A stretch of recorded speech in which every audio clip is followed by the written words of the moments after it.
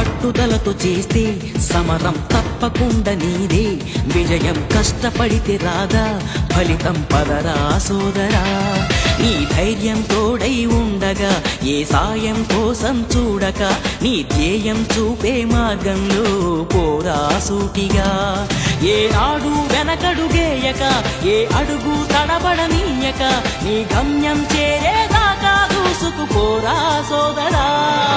పట్టుదలతో చేస్తే సమరం తప్పకుండా నీదే, విజయం కష్టపడితే రాదా ఫలితం పదరా సోదరా.